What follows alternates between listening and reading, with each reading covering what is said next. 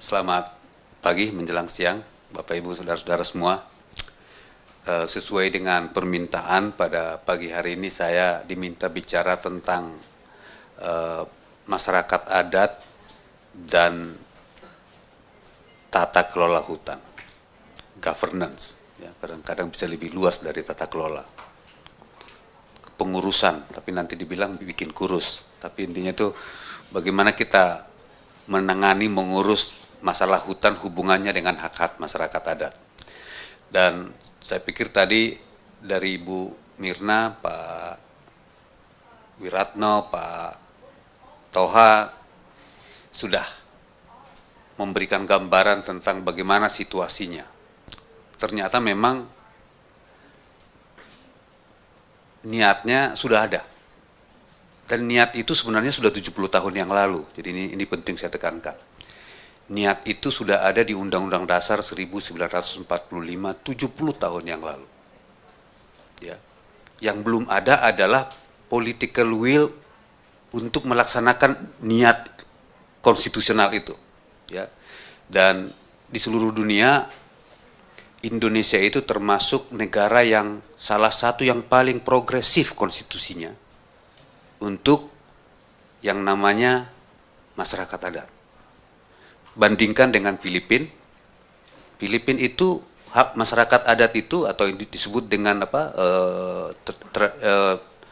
cultural communities itu baru ada setelah people power 1987. Mereka hanya perlu 10 tahun setelah ada di konstitusi, amandemen konstitusi, hanya 10 tahun mereka punya IPRA, Indigenous Peoples Right Act. Kita 70 tahun belum ada. Coba bayangin. Padahal kita jauh lebih maju. Jadi, Bapak Ibu Saudara-saudara sekalian, ya, tidak betul bahwa hak-hak masyarakat adat itu tidak diakui secara hukum, secara konstitusi, dan banyak undang-undang yang mengakui itu. Ya, yang terakhir, paling tidak beberapa tahun terakhir ini tentu ada Undang-Undang Lingkungan Hidup, Undang-Undang Pokok Agraria. Ya, itu sudah tahun 60 ya Pak Kurnia Toha, dan di sana disebut bahwa hak masyarakat adat atas ulayat. Ulayat itu bahasa Minangkabau kan, kalau dulu di awal-awal Republik itu kan banyak intelektualnya orang Jawa sama orang Minangkabau. Jadi di Minangkabau bilang apa itu hak adat kalau urusannya dengan tanah, ulayat katanya. Tapi konsep ulayat itu bukan konsep sebidang tanah, tapi wilayah, teritori. Jadi yang paling pokok dari kehadiran masyarakat adat sebenarnya bukan hak atas tanah, tanah kapling, bukan. The right to territory, territorial right. Ya. Itu yang paling pokok. Karena itu saya akan berbicara tentang itu nanti, bagaimana ya, background atau latar belakang masyarakat adat dalam kaitannya dengan persoalan-persoalan itu. Yang kedua, sebenarnya bagaimana aman berstrategi merespon itu. Ya. Jadi kan awalnya tadi itu kan sebenarnya masyarakat adat itu tidak diakui. Jadi ketika Aman lahir tahun 99 kan tahu motonya, moto perjuangannya. Kalau negara tidak mengakui kami, kami tidak mengakui negara. Ganas sekali kan. Tapi cek, sebenarnya pengakuannya di dalam berbagai bentuk itu sudah ada, konstitusi ada, beberapa undang-undang ada. Jadi sebenarnya kita mau menuntut apa? Gitu ya. Nah, itu yang sebenarnya kita persoalkan sekarang. Jadi pengakuan hukum sudah ada, tapi nggak ada fakta di lapangan, nggak terjadi di lapangan. Ada gap yang besar antara niat konstitusional, niat Pak Kurnia Toha, niat Pak Wiratno dengan kondisi lapangan. Ini nih sebenarnya tantangan kita di situ. Ya, karena itu nanti apa strategi, apa tantangan kita, dan terakhir kira-kira apa yang bisa kita lakukan ke depan. Nah, tadi saya sebut tentang pengakuan konstitusional, tentang pengakuan hukum di UU PA, tapi kita tahu juga bahwa Soeharto ketika berkuasa tidak mau melakukan UU PA. UU PA itu di PTS-kan. Ditaruh di PTS, dan setelah berkuasa tahun 65 Jadi UU-PA keluar tahun 60, sampai tahun 65 ketika gejolak politik terjadi, sebenarnya UU-PA belum sempat dilaksanakan. Kecuali melanjutkan administrasi pertanahan Belanda, yang itu memang pendekatannya sertifikasi tanah-tanah individual. Jadi ketika UU-PA menyebut ada hak ulayat, hak atas wilayah adat, sampai hari ini hampir 55 tahun kemudian tidak ada juga administrasi terhadap ulayat. Pak Kurnia Toha dan kawan-kawan hanya administrasi pertanahan yang mereka punya, hanya administrasi pertanahan lewat sertifikasi tanah-tanah individu. Sudah 55 tahun ya Pak. Ya. Jadi itu situasinya. Dan setelah Undang-Undang Pokok Kehutanan keluar, sebenarnya Republik Indonesia itu dikuasai oleh dua negara. Satu negaranya kehutanan, kedua negaranya BPN. Ya, 70% Republik ada di kehutanan dan 30% ada di BPN. Sementara wilayah adat ada di kedua mereka ini. Jadi dui kewarganegaraan. Jadi kalau kita lihat wilayah adat yang kita maksudkan ini sebenarnya sekitar juga hampir sama, nanti saya akan jelaskan lewat peta. Bahwa sebenarnya sebagian besar masuk kawasan hutan, sebagian kecil masuk APL katanya, non kawasan hutan. Jadi ketika mau mendaftarkan wilayah adat, ulayat, kita juga pusing didaftarkannya ke siapa tadi.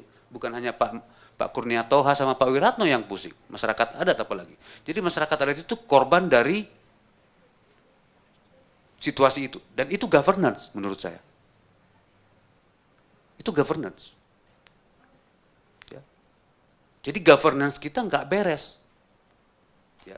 Nah, belum lagi yang kedua, memang masyarakat adat itu kemudian karena situasinya seperti itu, masyarakat adat itu antara ada dan tiada. Jadi remang-remang. Ada, kalau pilkada ada, kalau mau bikin proyek pariwisata tiba-tiba masyarakat ada, ya. Tapi ketika mau memberikan izin terhadap perusahaan, masyarakat adat menjadi tidak ada. Jadi dia antara ada dan tiada, remang-remang, dan kalau remang-remang kan banyak maksiatnya. Banyak calo, banyak broker, banyak mafia. Itu yang dihadapi oleh masyarakat adat, dan itu juga governance. Jadi ketika kita bicara governance, forest governance, berkaitan dengan hak-hak masyarakat adat, sebenarnya dua.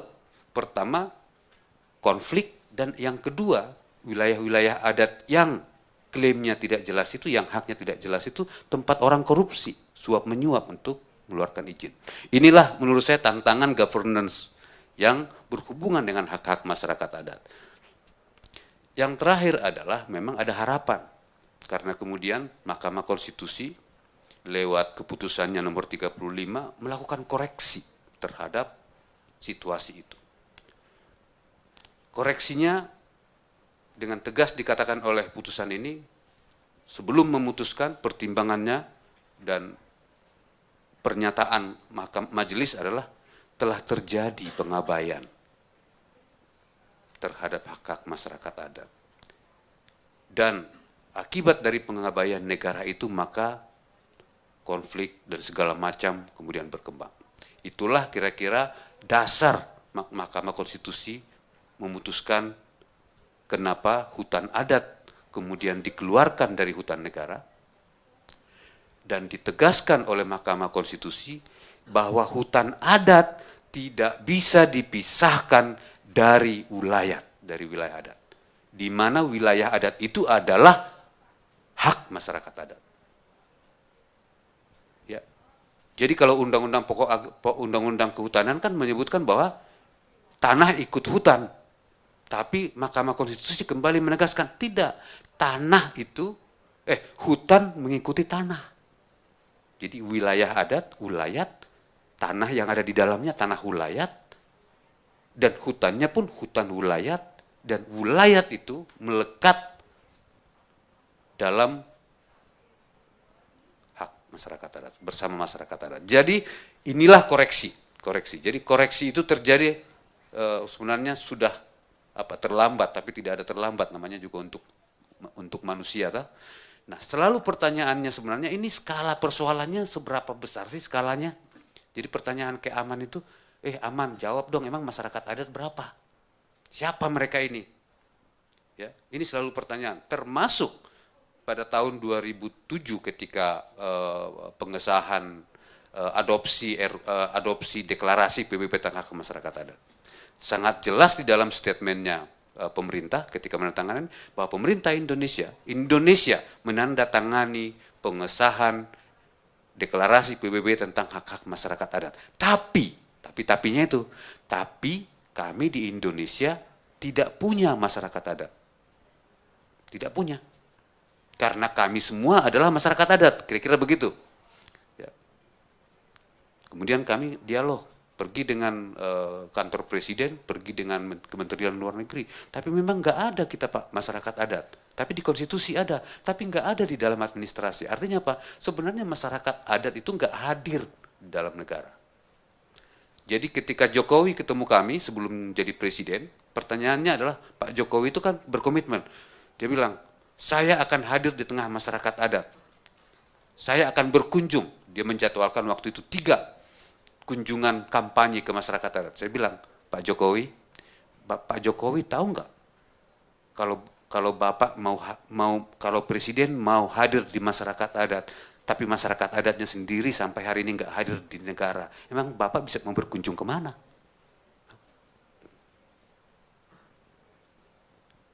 Jadi presiden waktu itu nggak paham bahwa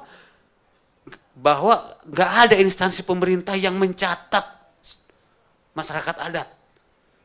Presiden nggak sadar bahwa ulayat yang di UPH itu nggak ada sistem administrasinya, nggak sadar. Pertanyaannya, kalau presiden mau berkunjung kemana? Bingung presiden. Jadi presiden mau hadir sebagai kepala negara di masyarakat adat, tapi nggak ada. Karena itu memang kami di Aman sejak tahun 2007 merubah strategi dari konfrontasi menjadi engagement, menjadi dialog. Dan salah satunya adalah menunjukkan ke negara di mana masyarakat adat. Itu tugas gerakan ini. Jadi dari peta-peta wilayah adat yang sudah dilakukan oleh Aman ini, kemudian kami coba dari pemetaan wilayah adat kami kan terus nih jalan sejak tahun 95 berjalan terus, dan kami coba melihat ini memperkirakan berapa sebenarnya wilayah adat wilayah daratan Republik ini yang memang wilayah adat secara indikatif berdasarkan peta-peta yang kami buat. Coba kami gunakan peta-peta bahasa, juga kami gunakan laporan-laporan sekunder dari riset-riset para akademisi, para peneliti, dan kami menemukan angka indikatif ini bersama JKPP dan Skala, dan dengan menggunakan data-data Aman bahwa memang wilayah adat kita itu memang masih besar. Jadi hampir 70-an juta hektar lebih. Jadi kalau yang tinggi berdasarkan probabilitas itu masih 42 juta, yang medium ya. Jadi dia sudah campur-campur 70-an juta hektar, sedangkan yang low rendah peluang masyarakat adat di sana sekitar 29, yang very low sampai zero itu 45 juta hektar khususnya di Jawa, ya di Jawa ini. Dan artinya ini sebenarnya skala persoalannya luar biasa. Ya. Ya. Kenapa kami keluar dengan ini? Karena banyak kemudian pihak selalu menggunakan angkanya Depsos. Kalau Depsos itu kan pakai penggunaan suku terasing, hanya 1, sekian juta. Seolah-olah ini skala masalahnya kecil aja, gitu ya. Tapi ini skala masalahnya besar sekali. Nah, tadi saya menyebut tentang strategi kami. Jadi kami memang mencoba membantu pemerintah. Dari tadinya itu sebenarnya berlawanan terus dengan pemerintah, demo, aksi, bakar-bakar, gitu ya. Kita coba dengan pendekatan lebih pendekatan. Karena itu kami memulai dengan MOU. Kami ada MOU dengan Pak Kurnia Toha dengan BPN ya Pak ya, tahun 2011. Juga dengan LH yang sekarang dilanjutkan oleh Kementerian LHK, juga dengan Komnas HAM. Kami mulai dari situ, ya. Tapi bagaimana membantu pemerintah? Sebenarnya tadi memang memberikan data ke pemerintah. Jadi kalau kita bicara kenapa pengelolaan hutan kita sangat buruk, karena memang datanya buruk. Bahkan untuk masyarakat adat, hutan adat nggak ada sama sekali. Datanya buruk sekali. Jadi memang menurut saya kalau mau good governance di hutan, bantu pemerintah membereskan data. Dan kami melakukan itu. Ya, jadi kami memetakan wilayah adat ya, sejak tahun 90-an, dan kami juga menyerahkannya ke pemerintah. Jadi sebenarnya peta-peta inilah sebenarnya alat engagementnya ya, dengan pemerintah. Dan ini membuat relasi aman atau masyarakat adat dengan pemerintah lebih produktif dengan peta ini. Walaupun pemerintahnya sering kaget-kaget, ternyata dia tahu seluruh izin yang diberikan itu di wilayah adat.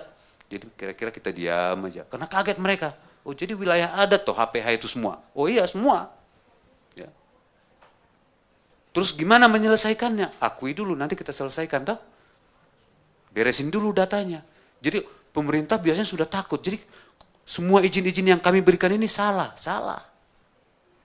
Mereka tidak terima. Jadi tadi kan sudah diceritakan. Konflik ini adalah adanya izin-izin yang legal tapi tidak legitimate di wilayah adat yang legitimate tapi tidak legal. Tadi itu yang disampaikan oleh Mbak Mirna itu kan kayak gitu. Bagaimana kita menghadapkan satu klaim wilayah yang legal tapi tidak legitimate dengan satu klaim wilayah yang legitimate tapi tidak legal?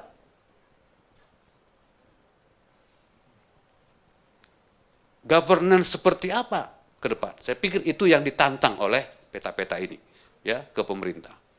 Dan ini adalah proses-proses pemetaan yang kami lakukan, dan saat ini kami sudah hampir 10 juta yang kami petakan. 4,8 juta kami sudah serahkan ke Ibu Menteri, tapi sebenarnya 4,8 juta ini kami serahkan kepada Menteri Siti Nurbaya sebagai Menteri LH. Karena sebenarnya yang kami punya MOU dengan LH. Tapi sekarang diproses, karena apa? Keinginan kami sebenarnya diproses dengan Undang-Undang Lingkungan Hidup, bukan dengan Undang-Undang 41. Karena kalau pakai Undang-Undang 41, nggak masuk nih barang. Ya. Tapi di Undang-Undang kalau diproses pakai Undang-Undang LH, mestinya ini lebih cepat selesai. 4,8 Pak, bukan 4,1. Walaupun yang sudah diproses oleh kementerian sekarang 4,1 dan sudah ini. Jadi 4,8. Dan kami sudah siapkan lagi sekitar 2 juta, tapi kami minta dari Ibu Menteri supaya yang 4,8 ini ada dulu hasil olahannya. Jadi harapan kami sebelum tanggal 9 nanti, sebelum hari perayaan masyarakat adat di Bali, supaya kami bisa menyerahkan 2 juta hektar lagi yang baru, kami minta sebenarnya feedback dari kementerian tentang 4,8 juta hektar yang kami serahkan. Ya. Jadi itu yang sedang terus kami lakukan, dan kami menargetkan di Aman supaya sampai tahun 2022 nanti ada 40 juta hektar yang kami petakan. Dan ini sebenarnya yang tadi disebut, apa hubungan 40 juta ini dengan 12,7 juta yang diceritakan oleh Mbak Mirna? Ya. Sebenarnya ke Presiden kami bilang, Pak, 5 tahun ini pengakuan wilayah adat 40 juta minimal ya, 40 juta Pak, bukan. Tapi ketika dibawa ke level birokrasi bilang di kementerian, wah untuk dapat 250.000 saja kami susah, gitu ya. Menargetkan 2,5 juta saja kemarin untuk social forestry nggak dapat. Kira-kira begitu. Jadi ini 12,7 itu adalah angka apa, negotiated antara Aman dengan pihak pemerintah, dan karena itu kita bilang itu minimal. Jadi 12,7 juta itu adalah yang oleh Ibu Menteri ya paling tidak dijamin anggarannya dan menjadi program resmi. Tapi sebenarnya dalam konteks pengakuan wilayah hutan adat dan wilayah adat sebenarnya bisa lebih dari situ. Jadi bedakan antara program pemerintah untuk mencapai 12,7 dengan pengakuan yang bisa lebih dari situ ya. Jadi konteksnya saya perlu klarifikasi begitu, karena kalau bicara wilayah adat saja 12,7 sebenarnya nggak ada apa-apanya. Nah, kenapa 12,7 nggak ada apa-apanya? Karena memang 12,7 itu kan masyarakat adat tidak meminta untuk dikeluarkan dari kawasan hutan. Ini yang jadi masalah. Hanya dikeluarkan dari hutan negara. Jadi wilayah-wilayah adat ini yang sudah diakui oleh masyarakat adat, yang diakui oleh negara, masih bisa memberikan layanan sosial ekologis, konservasi, lindung, produksi, dan lain-lain. Nah ini yang menurut saya satu kekeliruan membaca putusan Mahkamah Konstitusi. Jadi kami justru melakukan pemetaan wilayah adat itu bukan hanya untuk pengakuan dan perlindungan hak masyarakat adat, tapi juga sebenarnya untuk tata kelola wilayah adat.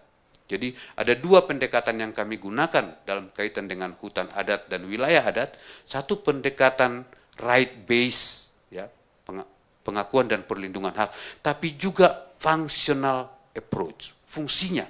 Jadi jangan khawatir setelah wilayah adat kembali ke masyarakat adat, terus di sana nggak ada lagi, nggak bisa lagi taman nasional, nggak bisa lagi hutan lindung, nggak bisa lagi marga satwa. Itu menurut saya satu kekeliruan penerjemahan terhadap keputusan Mahkamah Konstitusi. Dan karena itu kita saatnya untuk terus bekerja sama. Presiden sudah berkomitmen dengan Satgas Masyarakat Adat, ya, yang bisa mengerjakan, meminta seluruh kementerian lintas sektor bekerja bersama-sama. Saya yakin Pak Kurnia Toha, BPN, ATR nggak mungkin jalan sendiri, LHK nggak mungkin jalan sendiri, apalagi nanti Kementerian Dalam Negeri, ya, ada lagi ESDM dan segala macam. Karena itu Satgas Presiden yang kami usulkan ini sudah dapat komitmen, sudah draft terakhir, dan mudah-mudahan tanggal 9 Agustus diumumkan oleh Presiden ketika perayaan Hari Masyarakat Adat Nusantara, dan kami juga sudah usulkan langkah-langkah apa saja yang